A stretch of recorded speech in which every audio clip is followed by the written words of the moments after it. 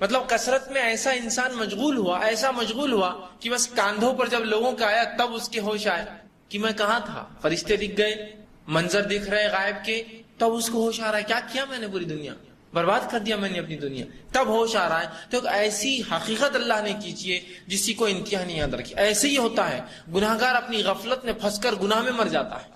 کثرت کی چاہت ایسا غافل کرتی ہے انسان کو کہ اللہ نے ایسا حتی زرتم المقابر کہ اب تم خبر میں پہنچ گئے، مطلب اتنا لگے کثرت میں، ایسی کثرت چاہیے کہ ایسے غافل ہوئے دین سے اور ایسے لگے دنیا میں کہ کثرت مل جائے کہ بس موت نہیں آنکھیں کھولی اور ہوش آیا کیا کر بیٹھا ہوں۔ یہ حقیقت کو سمجھیے، یہ تھوڑا سا مشکل جاتا ہے لیکن اس کو میں دنیا کی مثالوں سے اس کو سمجھانے کی کوشش کرتا ہوں۔ ایسا کیسا ہو سکتا ہے انسان اتنا غافل ہو کے مر جائے، ہے نا؟ ہم کو کہیں نہ کہیں تو آخرت یاد آئیں گی، اور کیا اتنی جلدی موت آ جائیں گی؟ ابھی تو 60-70 سال کی زندگی جینا ہے، کبھی جوانی میں کر لیتا ہوں تھوڑے گناہ، تھوڑی معصیتیں، تھوڑے احکامات توڑ دوں گا، آخر وقت میں خوب عبادتیں کر لوں گا، اللہ کو راضی کر لوں گا اور پھر چلے جاؤں گا۔ ایسا سوچتا ہے نا انسان۔ اب دیکھیے زندگی کیسے گزرتی ہے۔ ہم سب تمام لوگ جو بیٹھے ہیں یہاں، جو سن رہے ہیں، اپنے زندگی کا پہلا وہ لمحہ یاد کیجئے جو آپ کے ذہن میں آج ہو۔ سب سے فرسٹ ڈے میرے کو یاد ہے، میرے بچپن کا 2.5 سال کا میں تب تھا، تو ایک واقعہ مجھے یاد آ رہا کہ فلاں ہے، کسی کو یاد آ رہا ہوں گا، مجھے تو اتنا چھوٹا یاد نہیں ہے، لیکن میں جب 3 سال کا تھا تو ایک میرے کو واقعہ یاد آ رہا، میں ایسا ہوا تھا، فلاں ہوا تھا، یہاں گیا تھا، ہوا تھا، ہوتا نا، یاد آتا ہے انسان۔ سب سے پہلا واقعات کی جو ذہن میں آ رہا ہے، اور اس واقعے سے زندگی کی اس عمر کو کمپیئر کیجئے، کتنے دن گزرے۔ اب بولیں گے یار ایسا لگ رہا اب بھی بس کل ہی یہ واقعہ ہوا تھا، ہے نا؟ ہوتا ہے، ارے شاید پرسوں کی بات تھی یار، یہ ایسا ہوا تھا۔ سوچیے تھوڑا سا اس لمحے کو سوچیے اور آج کی زندگی کو سوچیے۔ 20 سال، 22 سال، 25 سال، 30 سال، 35 سال، 40 سال، 50 سال، 60 سال کی زندگیاں جن کی ہے، وہ پہلا لمحہ یاد کیجیے اور اس لمحے سے لے کر زندگی کا آج کا جو آپ کی زندگی ہے اس کو کمپیئر کر لیجیے، کتنا وقت گزرا۔ آپ بولیں گے ایسا لگ رہا چند لمحے ہی گزرے، ہے نا؟ بالکل بالکل آپ اس کو سوچ سکتے ہیں۔ کسی نے ایڈمیشن لیا کہ میں 3 سال کا گریجویشن کرتا ہوں، وہ سوچتا 3 سال کا گریجویشن، وہ 3 سال کو ایک طرف رکھیے اور جب پاس آؤٹ ہوتے آپ اس کو یاد کیجیے، آپ کو لگتا ہے 3 پنے سے ایسے اوراق پلٹے، 1 2 ختم ہو گیا زندگی، ٹائم ختم ہو گیا، ارے ہو گیا۔ 4 سال کا انجینئرنگ کر رہا ہوں، ارے اتنا لمبا، ارے ختم ہو گیا۔ 5.5 سال کا MBBS کر رہا ہوں، ارے ختم ہو گیا، ہے نا؟ کچھ لوگ پوسٹ گریجویٹ کرتے ہیں، جو پوسٹ گریجویشن جنرلی 1 سال یا 2 سال کے ہوتے ہیں، کچھ لیکن پوسٹ گریجویشن 3 سال کے آدمی، 3 سال کون کھپا رہا؟ وہ 3 سال کا پہلا دن یاد کیجیے اور تیسرے سال کا رزلٹ یاد کیجیے، آپ بولے اتنا ہی لمحہ بس ایسا یوں ہوا اور یوں ختم۔ تو زندگی کا پہلا لمحہ یاد کیجیے اور آج کی عمر آپ کی یاد کیجیے اور سوچیے آپ کو کیا لگ رہا کتنی آپ نے زندگی جی۔ آپ کو لگے گا بس ایسے ہی ہوا، اور اس لمحے کو یاد رکھیے جب آپ یہ سن رہے ہیں، اور موت کے وقت کبھی یہ لمحہ یاد آتا تب یاد کرنا۔ آپ بولیں گے ارے پھر اتنا ہی وقت بس ایسے ہی لگا کہ کچھ دن گزرے اور بس میں ایسا تھا، بچہ تھا، جوان ہوا، اسکول میں تھا، کالج گیا، کمایا، شادی ہوئی اور بس بچے بڑے ہو گئے، اب میں مر رہا ہوں۔ اس کو کچھ بھی اس کے علاوہ یاد نہیں آنے والا، وہ 60 سال 70 سال سب ایسی ہوا میں اڑ جانے والے ہیں۔ تو یہ حقیقت ہے زندگی، یہ گزرتے گزرتے گزرتی اس کا ایک دم جو ہے اس کی دور کٹ جاتی ہے، اس کا طاقت ٹوٹ جاتا ہے اچانک چلتے چلتے، اور انسان جب ٹوٹتا، جب ہوش آتا کیا ہوا، ورنہ جب تک ہاتھ میں انسان کو بڑا ہوتا ہے۔ کچھ لوگ ہوتے ہیں جو مختلف کام کرتے ہیں، مثال ایک چھوٹی سی مثال ڈور پکڑنے کی، آپ پتنگ کبھی اڑائے ہوں گے، پتنگ کو جب اڑاتے ہو بڑی بھاری ہوتی ہے، جب ہوا چلتی ہے بہت بھاری دکھتی ہے، آپ کو لگتا ہے یہ ڈور کبھی ٹوٹنے والی نہیں ہے، لیکن ایک چھوٹے سے جھٹکے سے ٹوٹ کر جاتی ہو کہ ایک دم آدمی کا دل کیسا بڑھ جاتا ہے اچانک، جو ٹوٹ کے کٹ کے چلے گئی یا ٹوٹ کے نکل گئی۔ بس ویسے ہی زندگی ایسے ہی چلتے رہیں گے اور اچانک جھٹکا دیں گی اور ختم معاملہ۔ پچھتانے والا پچھتاتے رہیں گا، ادھر لے لینا تھا، ادھر کرنا تھا، چھپا لینا تھا، اس کو آنے دینا تھا، یہ کرنا تھا، سب خیالات ایسے ہی رہ جائیں گے، وہ چیز ہاتھ سے نکل کر چلے جائیں گے، بس یہ ہونے والا۔ اتنا ہی آسان ہے زندگی کا ختم ہونا۔ تو الہاکم التکاثر، کثرت کی چاہت نے تمہیں غافل کر دیا، حتی زرتم المقابر، اس حد تک غافل کیا کہ تم اپنے مقبرے کو پہنچ گئے، خبر میں پہنچ گئے، لوگ اٹھا کے لے جا رہے تھے۔ مطلب جب انسان شریعت اور دین کو بالائے طاق رکھ دیتا ہے، ایزی لو کیا کرنا ہے، ہوا تو ٹھیک، نہیں ہوا تو چلتا ہے، دیکھیں گے آخری عمر میں عمل کریں گے، بہت زندگی باقی ہوتا ہے نا۔ خواتین بھی اس چیز کو بڑا بڑھ چڑھ کر بولتی ہے، بہت زیادہ بولتی ہے، بلکہ مردوں سے زیادہ یہ الفاظ استعمال کرتا ہے۔ ایک نوجوان ہے گھر کا، اس نے داڑھی رکھ لیا، ارے ابھی تو جوان ہے تم، ابھی شادی وادی ہونے کے بعد رکھنا، ارے ابھی تو نوکری بھی نہیں لگی تم کو، ابھی فلاں کی بات کرنا۔ کوئی دوسری خاتون آ گئی جس کی آستین بڑی لمبی ہے، اسکارف اوڑی ہوئی ہے، اس کا جسم کچھ دکھتا نہیں ہے، صرف ہتھیلیاں، یہ کیا بڈھے چالے لگا کے رکھے، جوان ہے ابھی تو تم، ہوتا ہے نا ایسا بولتے ہیں۔ تو اصل حقیقت کو نہیں سمجھ رہے ہو، کیا جوانی میں موت نہیں آتی، بڑھاپے میں موت آتی؟ کیا اللہ رب العزت نے ایکسکیوز دی جوانی کے اندر؟ میں بول سکتا ہوں اللہ نہیں ہو سکا، جوانی دادا ٹھیک ہے، جوانی تو میں نے معاف کی تھی تم لوگ، چل جاؤ جلدی۔ بلکہ حدیث میں تو یہ بات ہے کہ اللہ رب العزت 5 سوالات ایسے ہیں جس کا جواب جب تک انسان نہیں دیں گا اللہ کے سامنے سے اس کے قدم نہیں ہٹیں گے بلکہ جم جائیں گے، پتھر کی طرح وہ ہو جائیں گے نیچے فرش سے اپنے۔ اس میں سے 2 سوال بڑے عجیب ہیں، ایک بڑا عجیب ہے، 2 نہیں۔ ایک ہے عمر کہاں لگائی، یہ بات تو سمجھ میں آ رہی عمر کہاں لگائی، لیکن ایک سوال بڑا عجیب ہے، جوانی کہاں لگائی؟ حالانکہ عمر میں جوانی شامل ہے، میری جوانی میری عمر کا حصہ ہے، الگ تھوڑی ہوتا جوانی جی یا پھر بڑھاپا جی نہیں، ایک ہی ہے۔ لیکن جوانی کی اہمیت اتنی زیادہ ہے کہ اسپیشل کوشچن پوچھا جا رہا ہے اس کے لیے، جوانی کہاں لگائی؟ تو شریعت کو مطلوب تو جوانی ہے، بڑھاپا نہیں ہے۔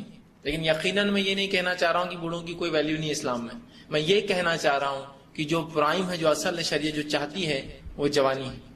اور نبی اکرم صلی اللہ علیہ وسلم فرماتے ہیں اگر کوئی شخص 60 سال جی لے تو اللہ پر اب کوئی حجت نہیں ہے، اس شخص کی کوئی حجت نہیں، کچھ نہیں بول سکتا، اس لیے کہ اللہ نے اس کو پوری زندگی دے دی۔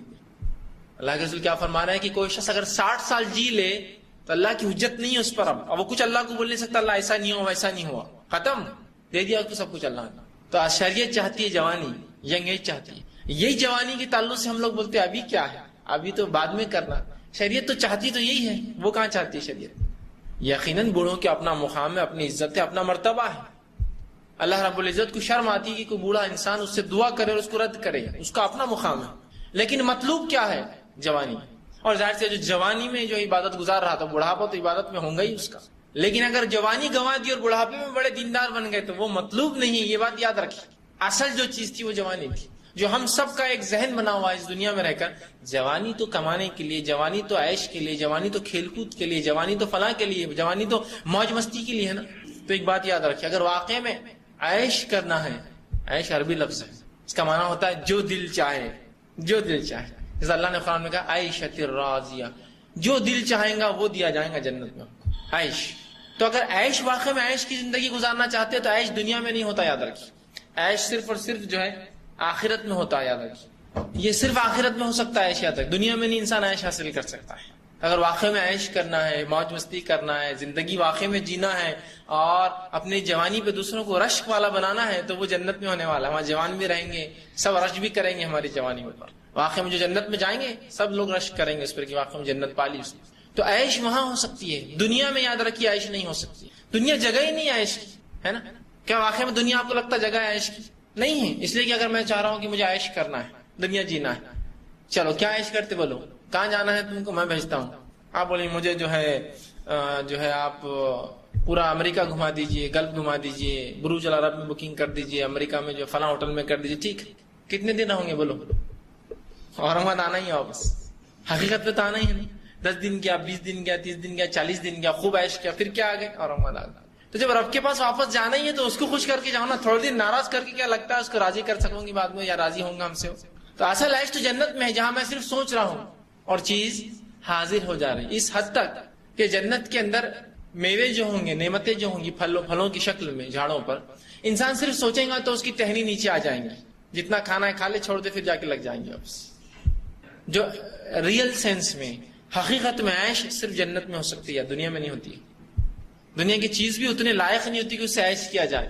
عیش آپ سمجھ رہے پھل خریدنا، خوب کھاؤں گا، عیش ہے نعمتیں، 3-4 دن نہیں کھائے تو سڑ جاتی ہے، کیا کی عیش؟ عیش تو وہ ہوں گی کہ نعمتیں ایسی ہو جس کو زوالی نہ آئے، کبھی خرابی نہ ہو، تو اصل عیش وہاں ہے۔ تو جوانی اصل ہے، یاد رکھیں جوانی مطلوب ہے۔ تو اللہ نے فرمایا الہاکم التکاثر، کہ کثرت کی چاہت نے تم کو غافل کر دیا، حتی زرتم المقابر، اس حد تک کہ تم جو ہے خبروں میں جا پہنچے۔ آگے اللہ فرماتا ہے، اور یاد رکھیے یہاں ہر قسم کی مال کی یاد رکھیے، اور یہ غفلت ایسی ہی ہے، انسان موت کے قریب چل جاتا ہے۔ چاہے مثال کے طور پر لیجیے مال، انسان مال کے لیے سب کچھ کرتا ہے، رشتے توڑتا ہے، ناطے توڑتا ہے، دوست احباب چھوڑ دیتا ہے، محلہ چھوڑ دیتا ہے، ماں باپ چھوڑ دیتا ہے، سب کچھ چھوڑ دیتا ہے، وقت آئے تو بھی بچوں کو انسان چھوڑ دیتا ہے پیسوں کے لیے۔ اصل مال ہے اس کی چاہت، اس کی کثرت، یہ بڑھتا جائے بڑھتا جائے بڑھتا جائے بڑھتا جائے، اور اسی چاہت میں رہتا ہے کہ یہ 1000 کے 2000 ہو جائے، 2000 کے 3000 ہو جائے، 3000 کے 4 ہو جائے، لاکھ کے 2 لاکھ ہو جائے، کروڑ کے 2 کروڑ ہو جائے، 10 کروڑ کے 20 کروڑ ہو جائے، اور اسی زندگی میں وہ رہتا ہے، اپنے رب کو بھلا دیتا ہے، اس میں غافل ہو جاتا ہے، حرام حلال کی تمیز بھلا دیتا ہے، اور اچانک پھر اس کو موت آ جاتی ہے، اور لوگ اس کو جب قبرستان لے جاتے ہوتے تب اس کو ہوش آتا ہے کہاں تھا میں، کیا کر رہا تھا میں۔ ایسا ہوتا ہے نا، لوگ جوان ہوتے ہیں، جوانی میں انسان کو موت کم یاد آتی ہے، لیکن جوان لوگ بھی مر جاتے ہیں اچانک۔ جوانی میں بھی انسان کو موت آ جاتی، فوراً انسان جو مر جاتا ہے. تو یاد رکھیے، اس چیز کو سمجھیے کہ کثرت کمانا، زیادتی ہونا چیزوں میں خراب نہیں ہے، شریعت اس کو برا نہیں سمجھتی ہے. لیکن وہ کثرت چاہت جو انسان کو غفلت میں ڈال دیتے، جو انسان کو غافل کر دیتے دین اور شریعت سے اور فرائض سے، احکامات سے، واجبات سے، تو بہرحال یہ جو ہے غفلت، یہ زیادتی غلط ہے. تو کہا الہاکم التکاثر، زیادتی کی چاہت نے تمہیں غافل کر دیا. حتی زرتم المقابر، اس حد تک غافل کیا کہ تم اپنی خبروں میں قبرستان پہنچ گئے. لوگ لے کر انسان کو جا رہے، جب جاتے ہیں تو برا انسان پھر لوگوں سے کہتا ہے، مردہ کہتا ہے ہم سن نہیں سکتے، جو برا ہوتا ہے کہتا ہے کہاں لے جا رہے ہو. اس لیے کہ جو فرشتے اس کی روح قبض کرنے آئے تھے اتنے ہولناک ہوتے ہیں کہ اس کو معلوم اب اندر کیا حال ہونے والا ہے، تو چلاتا ہے زور زور سے کہ کہاں لے جا رہے، اٹھا کر مجھے واپس چھوڑ دو، جاؤں. اس لیے کہ بہت برا حالت ہوں گی قبر میں، بہت بری حالت ہوں گی آخرت میں. جبکہ نیک انسان ہوتا ہے، جب اس کو لوگ لے کر چلتے ہیں تو وہ کہتا ہے جلدی چلو، اتنی دیر کیوں کر رہے ہو. اس لیے کہ جو چیز اس کی روح نکالتے وقت اسے خوشخبریاں دی گئی ہے اس سے خوش رہتا ہے. وہ کہتا جلدی لے کر چلو، دیر مت کرو مجھے دفنانے کے اندر. اور برا انسان چلاتا ہے کہ کہاں لے جا رہے ہو، اٹھا کر مجھے چھوڑ دو، یہیں مجھے مت دفناؤ. تو بس اللہ نے وہی کہا کہ کثرت مال، اولاد، دنیا کی کثرت نے ایسا غافل کیا کہ بس اب تم خبر پہنچ رہے ہو، لوگ کندھے پہ اٹھا کر لے جا رہے ہیں. کلا سوف تعلمون. اب آئیے اس حقیقت کی طرف جس کو ہم بھلا بیٹھے تھے، جس کے بارے میں کبھی کبھار تو ہم کو یقین بھی نہیں تھا ایسا ہوگا. کیا واقعی میں جنت میں جائیں گے نیک لوگ؟ پتا نہیں یار، اب ہے تو بس ٹھیک ہے مان لو. کیا واقعی میں جہنم ہے کوئی چیز؟ نہیں، تو ڈرانے کے لیے کچھ تو بھی ہے. سب بچوں کو ڈراتے یہ مت کرو نہیں تو بڈھا آئیں گا، فلاں مت کرو تو لکڑی سے ماریں گے، ڈراتے ہیں کہ حقیقت نہیں ہے. اللہ رحمان اور رحیم ہے، یہ کوئی مسئلہ نہیں، آرام سے ہم رہیں گے. جہنم پہ پیش کیے سوائے کوئی چارہ نہیں ہے ہمارا. یاد رکھیے، یہ بات کو یاد رکھ لیجیے. یہ سورت اسی کی طرف متوجہ کر رہی ہے. اللہ کلا سوف، ہرگز نہیں، تم انقریب معلوم کر لو گے. انکار کر رہے تھے تم آخرت کا، انکار کر رہے تھے تم جہنم کا، انکار کر رہے تھے تم جنت کا. اب آپ کہیں گے میں نے کبھی، مسلمان کبھی انکار کرتا ہے کہ جنت جہنم کا؟ نہیں. انکار ہر بار یہ نہیں ہوتا کہ میں کہوں میں نہیں ایمان لاتا ہوں جنت پہ اور جہنم پہ. نہیں، یہ تو کفر ہے. انکار تو یہ بھی ہے، کئی قسمیں ہوتی ہے. ایک تو یہ کہ آپ نے مجھے 1000 روپیہ دیا اور آپ کو میں نے کہا 1 مہینے بعد لے لیجیے. آپ آئے، میں نے کہا نہیں دینا ہے، کیا کرتے کر لو، جاؤ. انکار ہے. دوسرا انکار کیسا ہوتا مانو، آپ میرے پاس ہے میرے 1000 روپے، بھاگ کر کہاں جا رہا ہوں، دے دوں گا نا، لے لینا، کل آ جاؤ. پھر آپ کل آ رہے ہیں، بہت لیٹ ہو رہا، کل دے دیجیے. کہاں مر کے جا رہے ہیں یار، اپن یہیں رہنے والا گھر یہیں پرماننٹ اپن ریسیڈنٹ جا کے 30 سال سے دادا باپ دادا یہیں رہ رہے، کہاں جائیں گے یار، دینا تو ہے، لے جانا کل آ کر. پھر آپ کل فیض بھائی وہ میں نے 1000 روپے، کیا تم تو یار پیچھے ہی پڑ گئے. ارے دوں گا نا، کہاں بھاگ کے جا رہا ہوں، جاؤ بعد میں ایک ہفتے بعد. پھر آپ ہفتے بھر بعد آئے، فیض بھائی وہ 1000، کیا یار تم پیچھے ہی پڑ جاتے. بس یہ 1000 کیا دے دی تم نے، احسان کر دیا. اس کے لاکھ روپے ادھارے انہیں آج تک نہیں آیا، تم کو شرم نہیں آتی 1000 کے لیے بار بار آ رہے. جاؤ بعد میں پہنچا دوں گا. پھر آپ آئے 1 مہینہ 1000 روپے، ارے یار دے دیں گے نا، کہاں جا رہے یار، میں نہیں دیا تو گاڑی لے کے چل جانا بعد میں، جاؤ. اس کے تھوڑے دن بعد آپ بولتے جان دو فیض سے نہیں لیں گے پیسے، چھوڑ دو، صدقہ کیا سمجھ لو یار، چھوڑو. کرتے نا ایسا. یہ بھی انکار ہے، یہ بھی انکار ہے. تو سرے سے یہ نہیں بول رہا ہے مجھے کہ میں ایمان نہیں لاتا ہوں جہنم اور جنت پر، یا مجھے یقین نہیں. انکار یہ بھی ہے کہ میں کبھی ان اعمال کی طرف لپکتا نہیں ہوں جو جنت میں لے جاتے ہیں. انکار یہ بھی ہے کہ میں کبھی ان اعمال کو کرنے سے ڈرتا نہیں ہوں جو جہنم میں لے جاتے ہیں. یہ بھی انکار ہے. اڑ کر بار میں تکبر کر رہا ہوں، ارے تکبر جہنم میں جاتا ہے، کیا ہوتا دیکھا جائے گا. یہ بھی انکار ہے. میں منہ سے نہیں بول رہا ہوں میں انکار کرتا ہوں جہنم کا، کہ میرا اعمال سلگتا ہے، میں انکار کرتا ہوں آخرت کا. لوگوں کو دھوکہ دے رہا ہوں کھل کر، ارے بھائی دھوکہ دے رہے، شرم کرو، دیکھا جائے گا یار، چلیں گے. یہ بھی انکار ہے کہ تم ان اعمال سے نہیں ڈرتے ہو جن کے کرنے سے جہنم جاتے ہو، ان اعمال کے کرنے کی طرف رغبت نہیں پاتے ہو جو اعمال جنت کی خوشخبریاں سناتے ہیں. یہ بھی انکار ہے آخرت کا. تو کہا ہرگز نہیں. تم کیا سمجھ رہے ہو، اس آخرت کو انکار کر کے بچ جاؤں گے؟ یقیناً تمہیں ضرور معلوم ہو جائے گا. تمہیں معلوم ہونے والی وہ چیزیں جن کو تم بآسانی انکار کر رہے تھے، دیکھا جائے گا، چلیں گا، ہوں گا، سمجھیں گے، کریں گا، چلتا ہے. جن چیزوں کو بہت معمولی ہم سمجھ رہے تھے اس دنیا میں کرنا، جن گناہوں کو اور جن نیکیوں کو چھوڑنا معمولی سمجھ رہے تھے، وہ دونوں چیزیں اب کوفت دیں گی. اس لیے کہ فرشتے آتے ہی پورے معاملات کھل جائیں گے. اس لیے کہ جب ایک انسان نیک ہوتا ہے، اس کی موت کا وقت قریب ہوتا ہے، تو اسے خوشنما چہرے والے فرشتے آتے ہیں، خوبصورت، جن کو دیکھ کر اس کو فرحت ملتی ہے، راحت ملتی ہے، وہ انجوائے کرتا ہے، خوش ہوتا ہے. اور آ کر سب سے پہلے اس کو بشارت دیتے ہیں، ڈرنا نہیں، خوف نہیں، تمہارے لیے جنت کا مقام. بس وہ مقام دیکھ کے بولتا اب نکال لو میری روح کو باہر، اب ضرورت نہیں اندر رہنے کی جسم.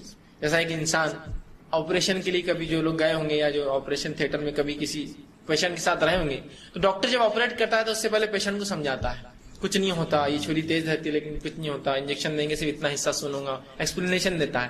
وہ سن کر انسان خوش ہو جاتا ہے. ورنہ کیا ہوتا ہے آپریشن کے دوران اعضاء نکل رہی ہو دیکھ کر پورا مر جائیں گا، اس لیے کہ پورا بے ہوش نہیں کرتے آج کل، ایک پارٹ صرف سن کرتے، نیچے کا آپریشن خالی نیچے کرتے، آدمی ہوش میں دیکھتے رہتا کیا چل رہا پورا ہوتا ہے نا. لیکن تسلی ضروری ہے، ورنہ وہ تو ہارٹ اٹیک سے مر جائیں گے، کیا ہو رہا میرے ساتھ. تسلی دی جائے، ایسا کچھ بھی نہیں، آرام سے لیٹیے، کچھ نہیں ہوتا، اتنی تکلیف ہوں گی، فلاں ہوں گی، انجیکشن ایسا دیں گے، 10 منٹ ایسا رہیں گا، 5 منٹ میں یہ کروں گا، ایسا آپریٹ کروں گا، یہ طریقہ ہے، یاد رکھیں. اسی طرح جب روح نکالنے والے فرشتے آتے ہیں تو نیکوکار کو خوشخبریاں سنانا شروع کر دیتے ہیں، بہت اچھا ہونے والا تمہارے ساتھ، تمہارے لیے تو وہ مقام تیار ہے، نکل جاؤ جلدی جسم سے، تو روح خوش ہو کے نکلتی ہے. لیکن جیسے انسان بدکار ہوتا ہے، دنیا میں پھنسا ہوا تھا، شکنجوں میں جکڑا ہوا تھا، گناہ اور معصیت میں تھا، شریعت کو ترک کیا، فرائض چھوڑتا تھا، حرام حلال کی کوئی تمیز نہیں تھی، اس کو آتے ہی وہی شروع کر دیتے رہا، ٹھکانا جہنم کی وہ آگ ہے، تو فلاں جائے گا، تو یہ گھبراتا اور اس کی روح اندر کی طرف بھاگتی، نکلنا نہیں چاہتی. تو اللہ فرما رہا ہے ہرگز نہیں، تم ان قریب معلوم کر لو گے، شیورلی تم کو معلوم ہونے والی یہ چیز، یقینی طور سے یہ چیز تمہارے سامنے آنے والی. وہ کیا؟ جس چیز کو ہم بلا بیٹھے تھے، آخرت. جس چیز کا ہمارے دل میں کوئی ڈر نہیں تھا، آخرت. جو جنت اور جہنم کے تعلق سے ہماری کوئی سوچ و سمجھ بھی نہیں تھی، بس دیکھا جائے گا یہ جنت کیا ہے جہنم کیا ہے. تو اللہ ہرگز نہیں، تم معلوم کر لو گے، تمہیں یقیناً معلوم ہو جائے گا. لیکن جس دنیا میں ہم جیتے ہیں نا، یہاں لگتا نہیں کہ ہم کبھی مریں گے. حالات تو ایسے ہی ہوتے ہیں ہمارے. کسی کو لگ رہا ہے مریں گے نہیں. کوئی بھی ایسا کام دن میں ایسا ہوتا ہے جس کو کرتے وقت ہم کو یہ یاد آتا ہو کہ یار مرنے کے بعد کیا ہوں گا، اس پہ اثر. کوئی بھی کام نہیں ایسا. کرو جی کچھ نہیں ہوتا، ابھی تو تمہاری عمر ہے، جوان ہے، فلاں ہے، ایسا ہے ویسا ہے، دنیا میں سب کر رہے، چلتا حرام ہوتا تو سب کیوں کرتے تھے، اکثریت کری تو کرتے رہنا، وہ جائیں گے تو اپن بھی جہنم میں جائیں گے نا، پہلے تو وہ جائیں گے نا اپنے سے. یہ سوچ کر ہم تمام اعمال کر رہے ہیں. انہوں کرتے تو اپن بھی کرو. بھائی سود حرام ہے، نہیں انہوں لیتے تو اپن بھی لو. بھائی زنا حرام، انہوں کرتے تو اپن بھی کرو. بس شراب حرام ہے، فیشن ہے، میں چلتا کرنا پڑتا ہے، یہ سب مارکیٹ میں رہنا تو یہ سب چلانا پڑتا. یہ سب چیزوں کو ہم اس طرح سے لیتے ہیں. تو اللہ ہرگز نہیں، تم یقیناً جان لو گے. پھر فرمایا ثم کلا سوف تعلمون، ہرگز نہیں پھر تمہیں جلد علم ہو جائے گا. دیکھیے بار بار ایک ہی الفاظ دہرائے جا رہے ہیں، ہرگز نہیں تم یقیناً قریب جان لو گے. دوسرے اس میں کہا ثم کلا سوف تعلمون، ہرگز نہیں پھر تمہیں جلد اس چیز کا علم ہو جائے گا. کس چیز کا؟ وہی آخرت کا. اس کا انکار کر رہے تھے، بہت جلدی آنے والی ہے، بہت جلدی.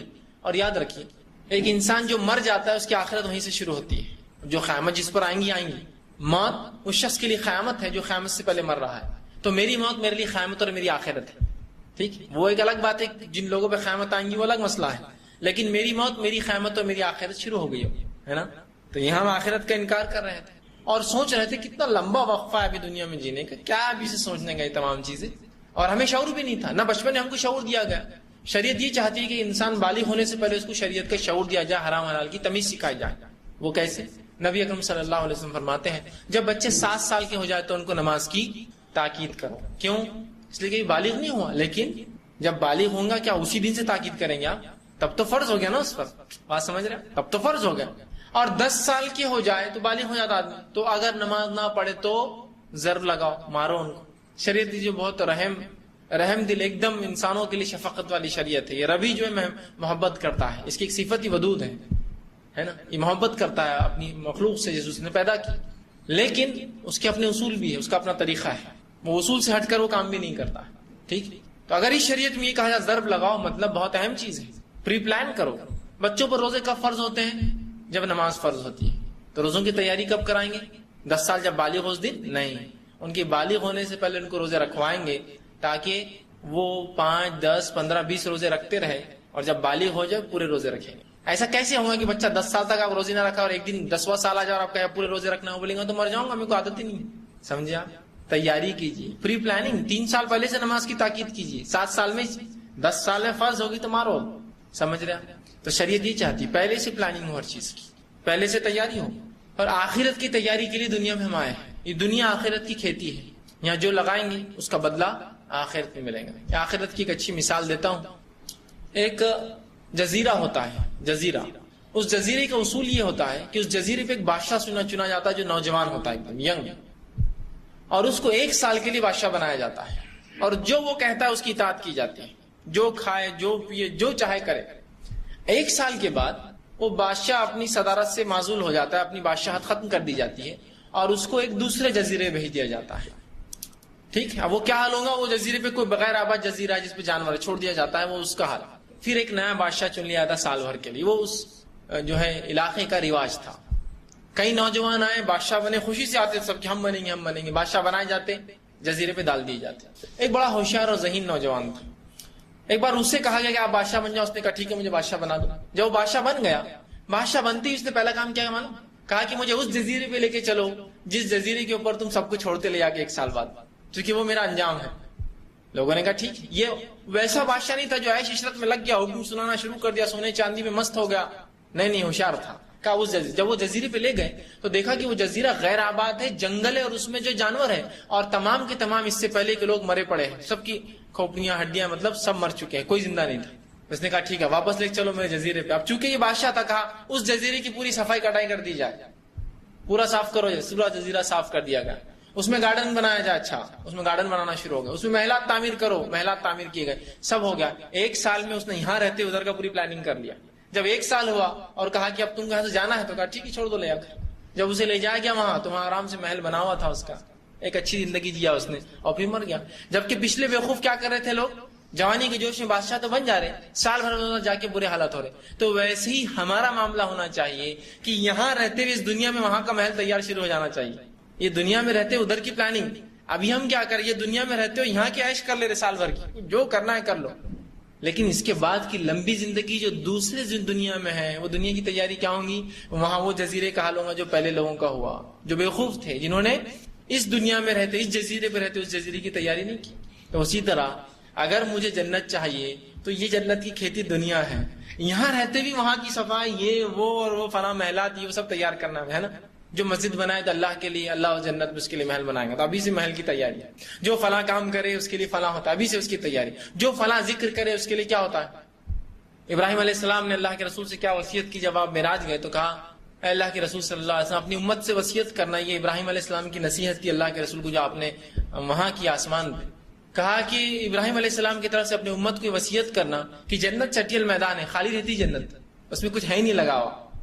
کہ اللہ کا ذکر کرنے سے اس میں کیا ہوتا ہے, ایک پودا آ جاتا ہے, ایک جھاڑ لگ جاتا ہے. تو اللہ کا ذکر کرنے سے گارڈن تیار ہو رہا ادھر, فلاں کام کرنے سے محلات تیار ہو رہے ادھر, یہ کرنے سے فلاں چیز تیار ہو رہی, جو برائی سے بچے اس کے لیے فلاں ہے, جو غصہ ہوتے ہوئے جو غصے کو پی جائے اس کے لیے فلاں ہے جنت ہے, جو صبر کرے کسی مصیبت کے اوپر اس کے بدلہ سوائے جنت کچھ نہیں. کوئی اپنا حق ہوتے ہوئے بھی حق لینے سے اس کو پتا ہے فتنہ ہوگا, حق چھوڑ دے تو کہا جنت کے بیچ میں جو ہے اس کو ایک محل ملے گا. تو تیاری یہی کرنا ہے, یہیں سے پریپریشن کرنا ہے وہاں کی. اور جب یہاں سے دنیا ختم ہو, آنکھیں بند ہو, اور جب وہاں آنکھیں کھلتی, یہاں بند ہوتی ہے وہاں شٹر کھل جاتا ہے. معاملہ اسی ہے, زندگی ختم نہیں ہوتی ہے. ہم سمجھتے ہیں ختم نہیں, زندگی کنٹینیو رہتی ہے. یہاں سے جائیں گے, مریں گے, مرتے اٹھ گئے وہاں. برزخ کی زندگی ختم ہوئی تو آخرت میں اٹھ گئے, آخرت ختم ہوئی جنت جہنم میں چلے گئے.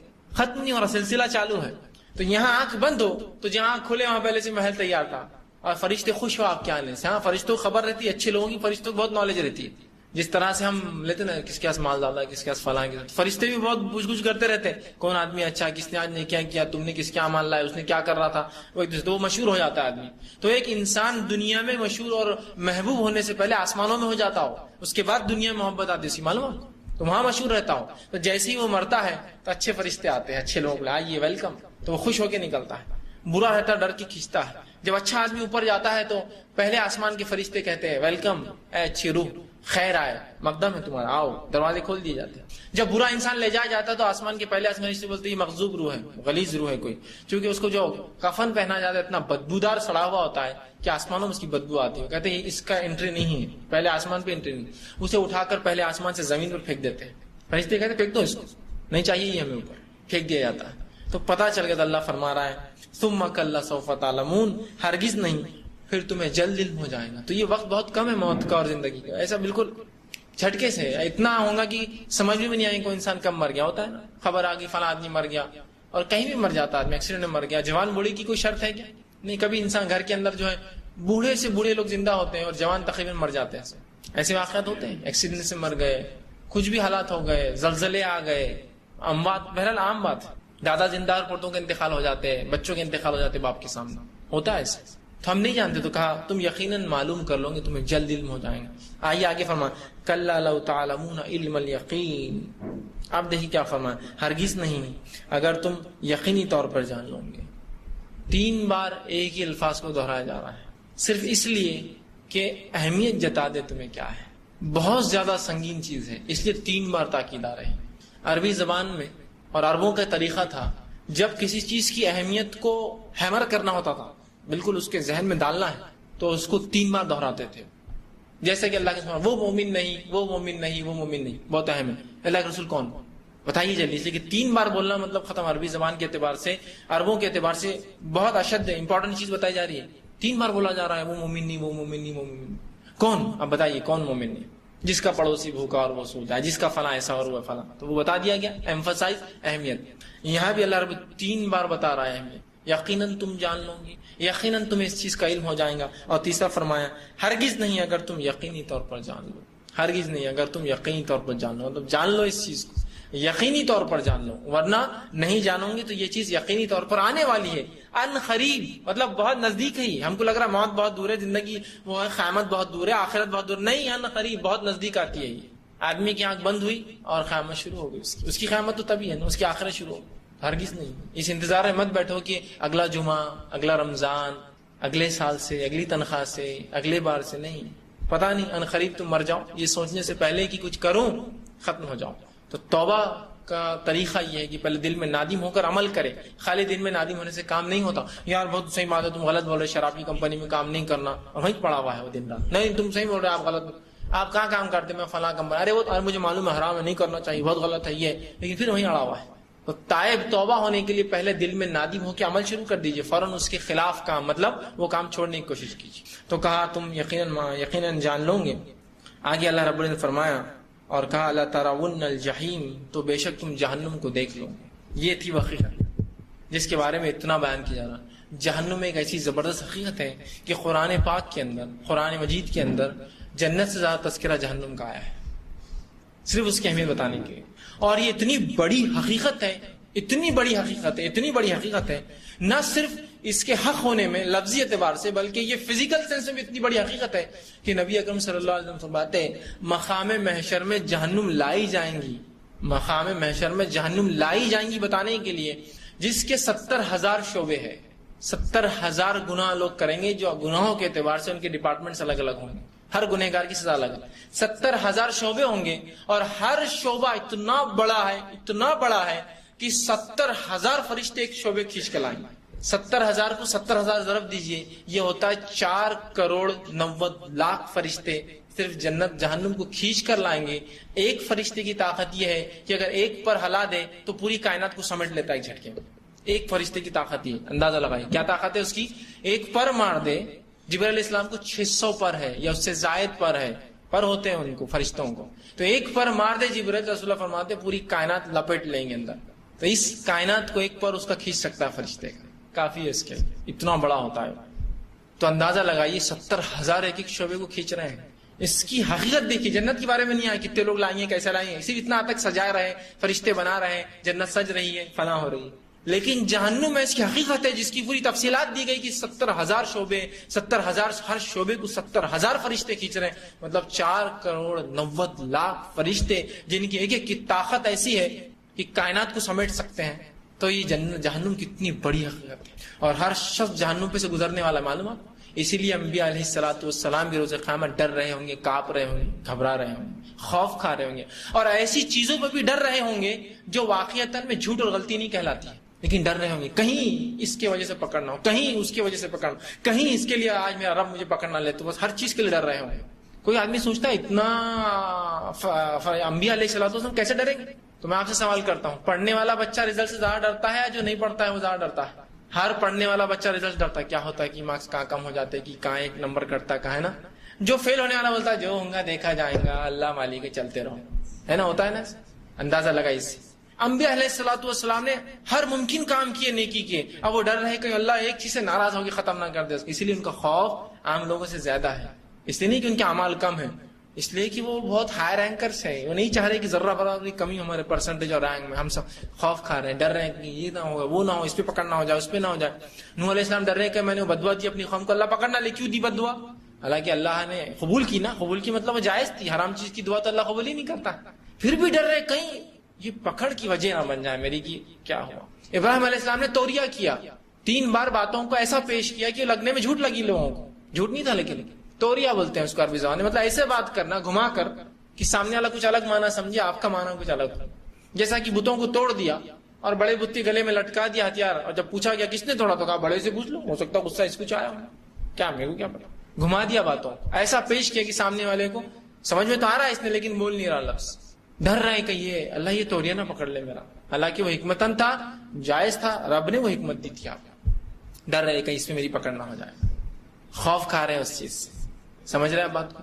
تو یہاں انبیاء علیہ الصلوۃ والسلام بھی ڈر رہے ہیں، تو جہنم اتنی بڑی، تو کہا لَتَرَوُنَّ الْجَحِیمَ، تم یقیناً جہنم کو دیکھ لو، یقیناً دیکھوں گے جہنم، اور ہر شخص اللہ کے رسول کی حدیث کے مطابق جہنم پر پیش کیا جائیں گے، معلوم یہ الگ بات ہے کہ پھر جو جنتی ہوں گے ہٹا لی جائیں گے، جہنم دیکھیں گے تو سب، ایک تو خبر میں بھی دیکھیں گے، نبی اکرم صلی اللہ علیہ وسلم فرماتے ہیں خبر میں جب انسان کو لٹا دیا جائے گا، بد انسان کو جہنم کے بستر پہ، نیک انسان کو آرام دہ بستر پر، تو ایک دروازہ کھلیں گا نیک انسان کو اور جہنم بتائے جائیں گے اور کہا جائے گا یہ وہ ٹھکانہ ہے جس سے تیرے رب نے تجھے بچا لیا، وہ بند کر دی جائیں گی کھڑکی، دوسری کھولی جائیں گے، فرمایا یہ وہ ٹھکانہ ہے جو تیرے رب نے تیرے لیے رکھا، وہ کہیں گا اللہ آخرت کو جلدی قائم کر تاکہ وہاں پہنچ جاؤں، اور مجھے تھوڑی سی مہلت اور رشتہ داروں کو جا کے بتا دیتا ہوں کیا ملا مجھے، اللہ کہ نہیں سو جاؤ، فرشتے کہیں سو جاؤ۔ بد انسان کو جب لٹایا جائے گا جہنم کے بستر پر تو ایک کھڑکی کھولی جائیں گی اور اسے جنت بتائی جائیں گے اور کہا جائے گا یہ تھا جس سے تو محروم کر دیا گیا، اور دوسری کھڑکی کھولی جائیں گے کہیں یہ ہے تیرا ٹھکانہ، کہیں گے اللہ قیامت تو کبھی قائم مت کر کیوں تم وہاں جانے والا ہوں، اس نے دعا کریں گے اللہ سے اندازہ لگا، تو کہا تم یقیناً جہنم پر پیش، ہر شخص جہنم پر پیش کیا جانے والا ہے، اور نبی اکرم صلی اللہ علیہ وسلم بات کو ایسا سمجھا اور کہا اللہ جب تک رحم اور فضل نہ کرے کوئی جنت میں نہیں جائیں گا۔ آپ سے پوچھا کہ اللہ کے رسول کیا آپ بھی تو کہاں میں بھی جنت میں جب تک نہیں جاؤں گا جب تک کہ میرا رب مجھ پہ فضل اور رحم نہ کرے۔ تو پتا چلا کوئی شخص اپنے اعمال کی بنیاد پہ جنت میں نہیں جاتا، لیکن اعمال وجہ بنتے اللہ کی فضل اور رحم کے لیے۔ یہ بات بھی جان لیجیے، میں کچھ نہیں کروں گا اللہ آخر میں خوش ہو جائیں گا، یہ نہیں ہو سکتا، یہ وجہ بنتے اللہ کی فضل اور رحم۔ تو کہا تم جہنم کو ضرور دیکھ لو گے، ثم لترونها عین الیقین۔ اب دیکھیے کیا فرمایا، اور تم اسے یقینی آنکھوں سے دیکھ لو گے۔ اب یقینی آنکھیں کیا رہتی ہیں؟ میں نے امریکہ کا سفر کیا، میں اورنگ آباد شہر میں آیا، آج سے 50 سال پہلے سمجھ لیجیے، آج تو یہ آسان ہے، 50 سال پہلے جب میڈیا نہیں تھا، اور میں آپ کو کہہ رہا ہوں دیکھو امریکہ میں سے بڑی بڑی بلڈنگیں رہتی ہیں، کتنے مالے کی؟ ہمارے شہر میں 2 مالے کی بلڈنگ بہت بڑی ہوتی تھی، اچھا 2 مالے کی نہیں، 100 کی بلڈنگ رہ سکتی، کیا 2 کو بنانے میں اتنی مشکل ہوتی، وہ گر جا رہا اس کا گھر فلاں ہو رہا ہے، اس کو سمجھ میں نہیں آتا، اس لیے کہ اس نے دیکھا نہیں۔ اچھا اگر دیکھ بھی لیا تو 100 بلڈنگ، اچھا 100 مالے کیا، تو وہ کیسا تصور کرتا ہے یہ میرا گھر ہے، اب یہ گھر کو 100 بار بڑھا دو، اچھا وہاں تک جائیں گے۔ لیکن اس کو امریکہ جانا ہوا کسی دن، تب وہ بولتا ہے اب مجھے سمجھ میں آیا 100 مالے کی بلڈنگ کس کو بولتے ہیں۔ یقینی آنکھیں مطلب کسی چیز کو سن رہے ہیں، جہنم سن رہے ہیں، جنت سن رہے ہیں، آخرت سن رہے ہیں، اب یقینی طور سے دیکھیں گے اس کو، لوگ فرشتے دیکھیں گے، جنت دیکھی جا رہی ہے، جہنم دیکھی جا رہی ہے، ٹھیک۔ تو یقینی آنکھوں سے دیکھنے کی مراد یہ ہے فزیکل سینس میں اب تم دیکھو گے جہنم، یقینی طور سے اب دیکھو گے۔ اب یہ نہیں کہ تم سن رہے تھے اتنے دنوں سے جنت اور جہنم ہے، اب دیکھو اس چیز کو، اور دیکھو کس سے محروم کی جاتے اور کس میں داخلہ ملتا ہے، تو دکھایا جا رہا ہے۔ تو کہا تم یقینی آنکھوں سے اب بالکل شیور دیکھو گے تم کیا ہو رہا ہے تمہارے ساتھ، کیا ہونے والا ہے تمہارا انجام۔ تو کہا اللہ رب العزت نے ثم لترونها عین الیقین، اپنی یقینی آنکھوں سے آج جہنم کو دیکھو۔ تو اللہ رب العزت سے ہمیشہ جہنم سے پناہ مانگنا چاہیے یاد رکھیے، اور اللہ کے رسول صلی اللہ علیہ وسلم کی دعائیں بھی دیکھیے، آپ پہلے جہنم سے پناہ مانگتے اور بعد میں جنت کا سوال کرتے تھے، یا پہلے جنت کا سوال کرتے تھے آخر میں جہنم سے پناہ، بڑی اہم چیز ہے۔ اور دونوں ساتھ ساتھ آتا حدیث کے اندر کہ اللہ میں جنت کا سوال کرتا ہوں، جہنم سے آزادی چاہتا ہوں، ہے نا، اللہم اسألک الجنۃ ونعوذ بک من النار۔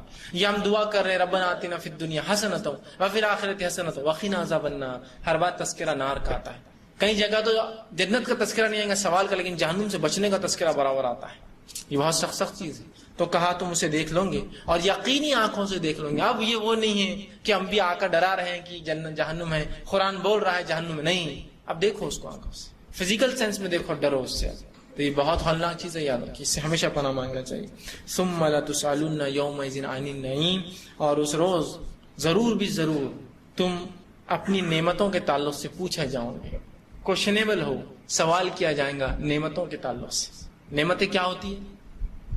اگر نعمتوں کا سوال اگر میں کروں اپنے آپ سے اور اس سماج سے، تو ہم اتنے ناشکرے لوگ ہیں کہ ہم کہیں گے میرے پاس کیا نعمت ہے، اس کے پاس نعمت ہے، وہ بولیں گا میرے پاس کیا نعمت ہے، اس کے پاس نعمت ہے، وہ بولیں گا اس کے پاس، میرے پاس کیا نعمت ہے، اس کے پاس نعمت ہے۔ اور یہ تمام جو اشارے ہوں گے صرف مال و دولت، روپیہ پیسہ اور اولاد کے اوپر ہوں گے، زمین جائیداد، اس کی زمین دیکھو نا 2 ایکڑ ہے، میں تو 1 ایکڑ والا، اس کے پاس نعمت ہے، وہ بولیں گا میرے پاس کیا 200 ہے، اس کے وہ بولیں گا میرے پاس 200 کا 2000 ہے۔ ہم بہت ناشکرے لوگ ہیں، ہم نعمتیں کیا ہے اس کو سمجھ نہیں رہے. اگر نعمتوں کو سمجھ لیں تو بہت آسانی ہوں گی. آئیے ایک واقعہ سنیے. نبی اکرم صلی اللہ علیہ وسلم نے جب صحابہ کو بتایا کہ سبحان اللہ کے کیا فائدے, الحمدللہ کیا فائدے, اللہ اکبر کیا فائدے, ذکر و اذکار کے اللہ کے چھوٹے موٹے کیا فائدے ہیں, تو صحابہ نے کہا اللہ کے رسول ہم تو ایسے کتنے ذکر کر لیتے, پھر نام عمل کیا زبردست ہو جائیں گا ہمارا. مطلب سبحان اللہ بولتی تو فلاں ہو جاتا ہے, لا الہ الا اللہ ایک پڑھنے میں رکھا جائے اور تمام کائنات ایک میں, تو لا الہ الا اللہ کو پڑھنا جھک جائیں گا. تو کتنی بار بولتے ہیں ماشاء اللہ لا الہ الا اللہ, ہے نا. اور سبحان اللہ وبحمدہ و سبحان اللہ العظیم, یہ اللہ الفاظ رسول اللہ فرماتے کہ دو کلمے ایسے جو ہونٹوں پر ہلکے ہیں میزان میں بڑے بھاری ہے. سبحان اللہ وبحمدہ و سبحان اللہ العظیم, بخاری کی آخری روایت ہے. ہم پڑھ رہے ہیں, صحابہ نے کہا کیا, اللہ کے رسول نے فرمایا اگر اللہ نے یہ تمام اذکار کو ایک جگہ رکھ دیا اور ایک نعمت اپنی جو تمہیں دی تھی گنوا دی, تو وہ پلڑا ہلکا ہو جائے گا. ایک نعمت جو دی تھی, ایک نعمت معلوم. تو نعمت صرف مال و دولت, روپیہ پیسہ, زمین جائیداد, اولاد نہیں ہوتی ہے. صحت دی اللہ نے, پوچھے جاؤں گے کیا کیا, صحت دی تھی نا, اچھی صحت دی تھی, چلتے پھرتے تھے. دیکھو معذور بھی پیدا کیے تھے میں نے کتنے, تمہارا بھائی معذور تھا, فلاں معذور تھا, یہ معذور تھا, تم صحت مند ہوئے تھے, صحت دی تھی, کیا کیا, نعمت. نعمت ہے نا, صحت نعمت نہیں ہے. جب چھین جائیں گی تو پتا چلے گا کتنی بڑی نعمت تھی, اگر کسی کو احساس نہیں ہے اس کا. ہر کسی کو تم ضرور بھی ضرور نعمتوں کے تعلق سے پوچھے جاؤں گے. آئیے نبی اکرم صلی اللہ علیہ وسلم واقعہ سنیے. آپ ایک مرتبہ بہت تیز دھوپ, گرمیوں کے دن تھے, تیز دھوپ تھی, اور عموماً عرب علاقوں کا ٹیمپریچر بہت زیادہ ہوتا ہے, تقریباً 55 سے لے کر 60 کے بیچ میں ڈگری ہوتا ہے. یاد رکھیں ڈگری سینٹی گریڈ ہمارے اعتبار سے ہندوستان میں جو چلتا ہے, ٹھیک. 55 سے لے کر 60 بولے تو بہت زیادہ ہوتا ہے. یہاں 40-45 میں حالت کیا ہوتی ہے, وہ آج محسوس اس لیے نہیں ہوتا ہے کہ گاڑیاں ہیں اور ایسی گاڑیاں, ایسی گھر, سب ایسی ہے تو محسوس نہیں ہوتا ہے. لیکن اگر آپ ریگستان نکل جاؤ اور اس پر ہیومیڈیٹی نہیں ہوتی, وہاں کی دھوپ چٹکتی ہے, ہیومیڈیٹی نہیں ہوتی, اس میں پانی کے بخارات نہیں ہوتے ہیں, اس لیے وہ چٹک مارتی ہے, ایسی لگتی ہے کہ بالکل کالا کر دے جسم کو. 2 گھنٹے آپ باہر گھومے تو چٹک مارتی ہے.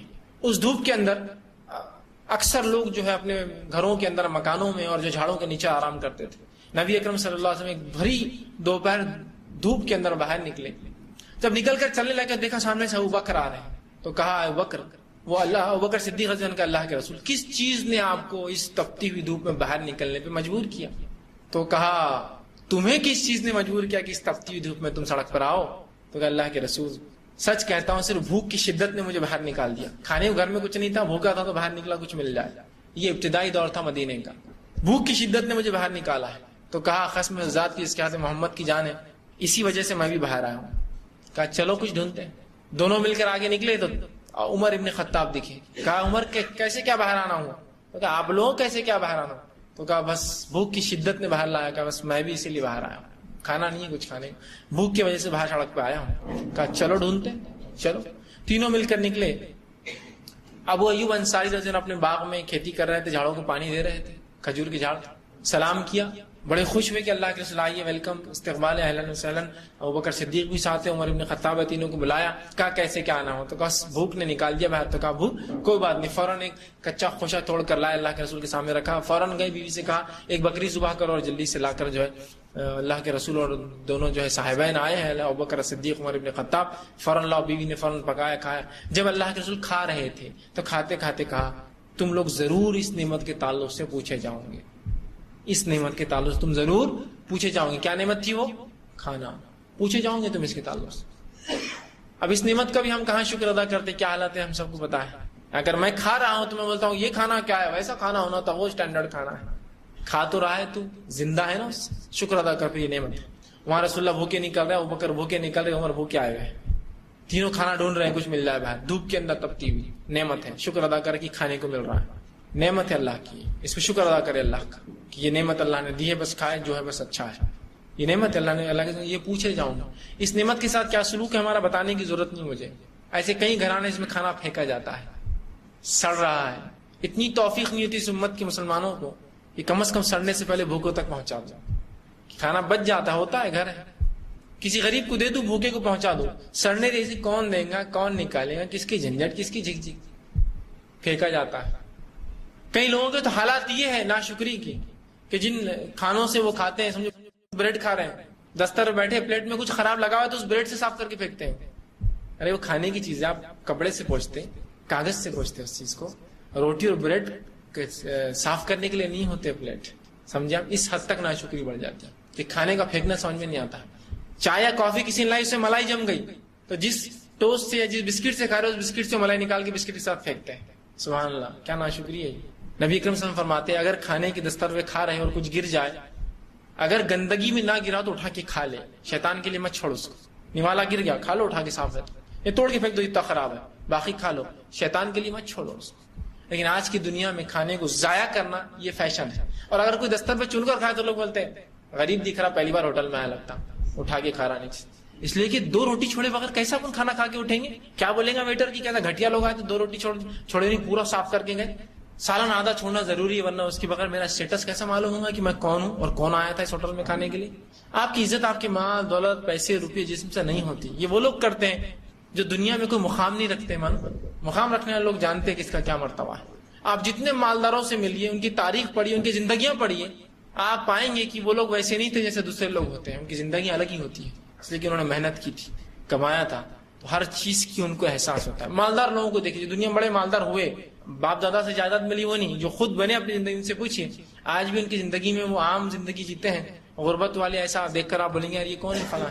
اس لیے کہ وہ کہتے بڑے محنت سے میں نے کمایا، چھوٹی سی کمپنی ڈالی، پہلی گاڑی فلاں کی، یہ ہوا، پھر فلاں ہوا، پھر یہ ہوا، پھر وہ ہوا، آج میں دنیا کی سب سے بڑی کار کا مالک ہوں، لیکن میری زندگی بڑی. تو آپ وہ چھوٹے چھوٹے لوگوں کا احساس کرتے آپ اس کو پائیں گے. غریبوں کی مدد کرتے اس کو پائیں، اس کو احساس ہے اپنی زندگی. جن کو مل گیا ان کا معاملہ الگ ہوتا ہے، وہ سٹے جوئے میں لگا رہے، لاکھوں کروڑوں عیش کر رہے. جس نے کمایا وہ جانتا ہے اس کی اہمیت کیا ہے. نعمت ہے تو پوچھوں گی تو میں اتنا ہی منگاؤں گا، بچ جائے تو کیا کروں؟ پیک کر کے دو مجھے. بھائی ہمارے ہوٹل میں پیک کرنے کا طریقہ نہیں ہے، تو مجھے وعدہ کرو کہ یہ کسی انسان کو کھانے میں جائیں گا، پھینکوں گے نہیں. پھینکوں گا تو میں اٹھا کے لے جاؤں گا. پرومس دیتا ہے تو ٹھیک، نہیں تو اٹھا کے لائیں، اٹھا کر کھائی. کوئی غلط نہیں ہے. غلط ان کے لیے ہو سکتا ہے جنہوں نے ایک اپنا معیار بنا لیا جینے کا، جو معیار شریعت کے اعتبار سے بھی نہیں ہے اور دنیا میں اعتبار سے بھی اس کا کوئی فائدہ نہیں. گھٹیا معیار ہے، سڑا ہوا معیار ہے، دکھاوے کا معیار ہے. ٹھیک ہے، تو نعمت ہے کھانا، رزق، فائدہ اٹھائیے اس کا.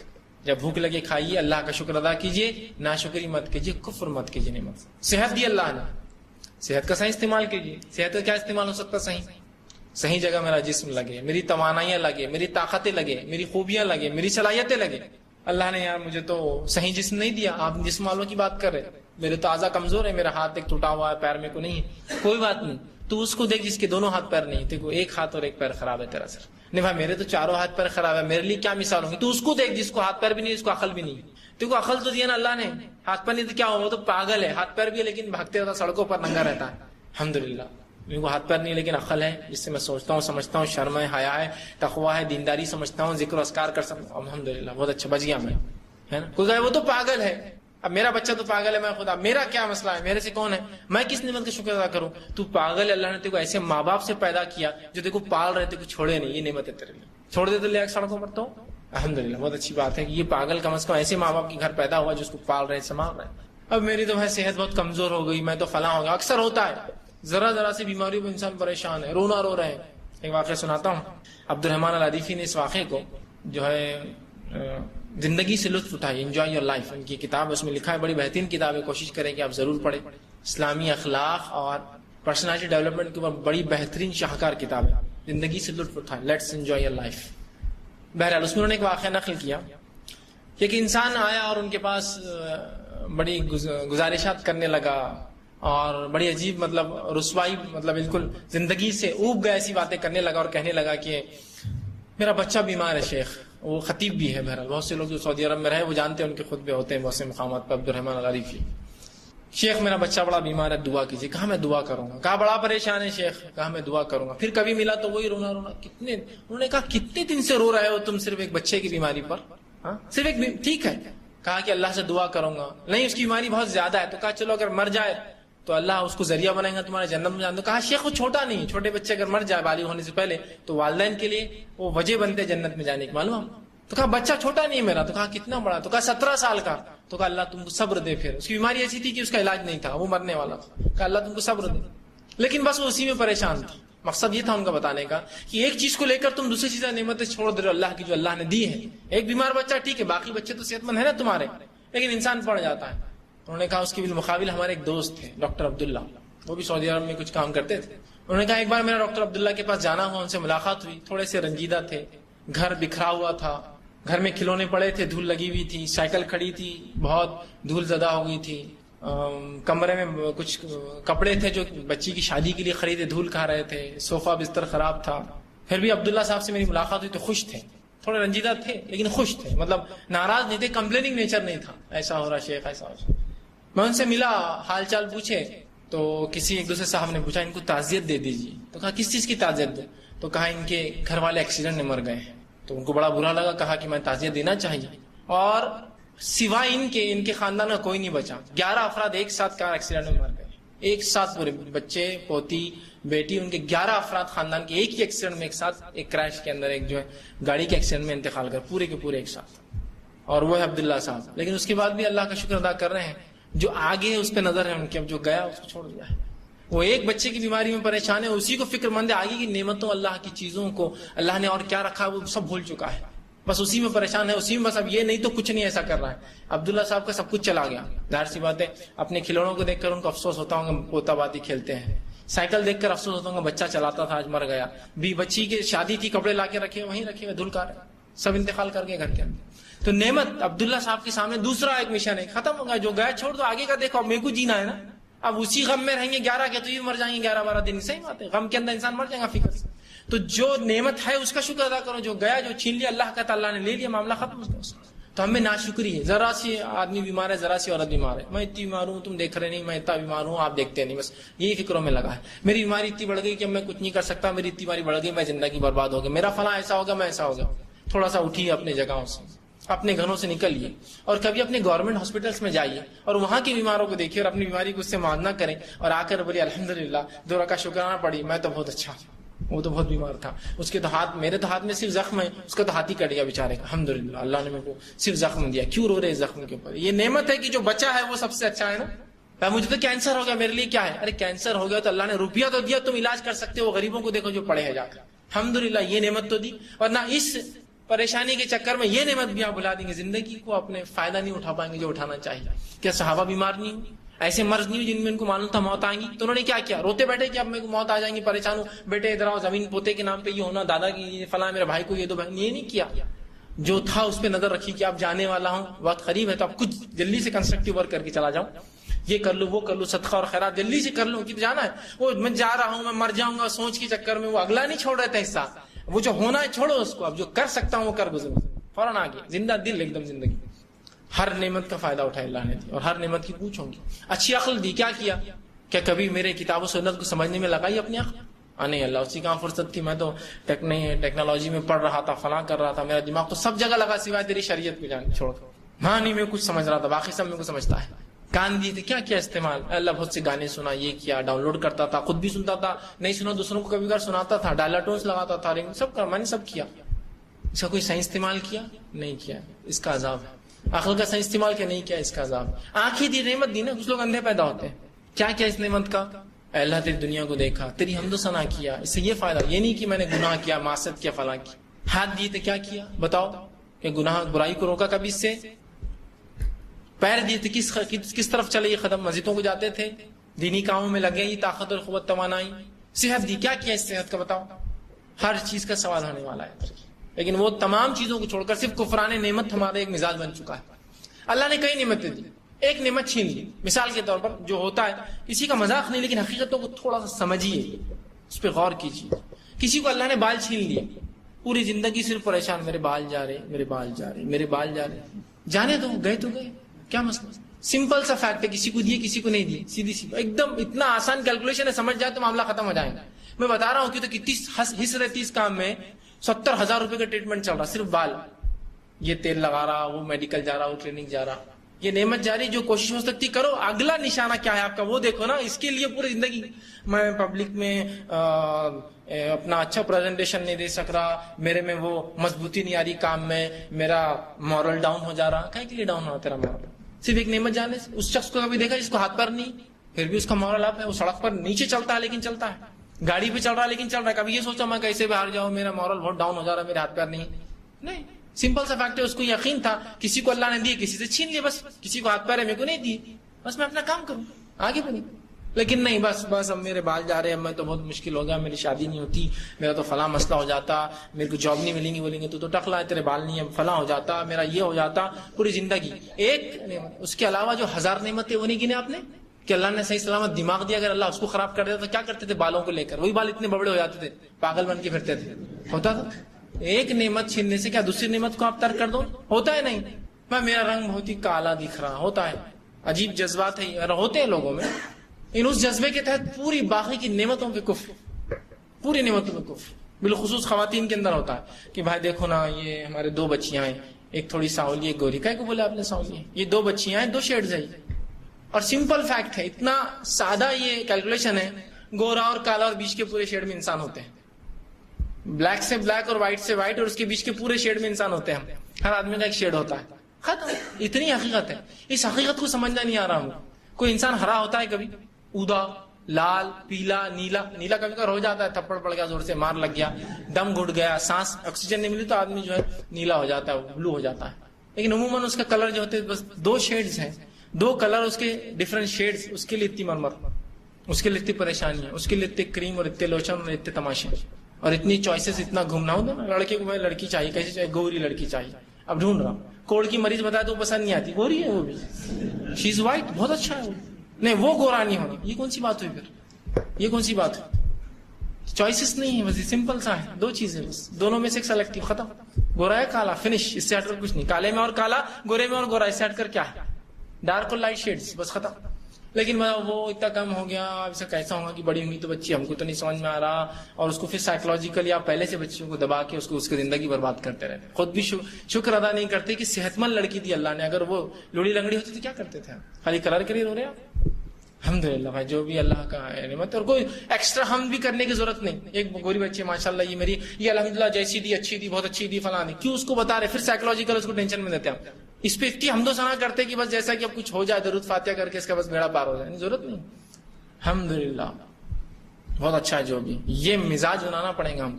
ہر نعمت کے اوپر شکر ادا کیجیے, اس لیے کہ اس نعمت کا حق ادا کیجیے, ورنہ اس نعمت کے تعلق سے ہم کو پوچھ ہونے والی یاد رکھیے, پوچھ ہونے والی. الحمدللہ علی کل حال, ہر حال میں اللہ کی حمد و ثنا کیجیے, نعمتوں پہ تعریف کیجیے. اور یہ مزاج بن جائیں گے تو بڑا فائدہ ہوگا, بہت فائدہ ہوگا. جو دی نعمت ہے اس کا صحیح استعمال ہو اور اس پہ نظر ہو آگے, ورنہ وہ نعمت کے جانے کے چکر میں دنیا برباد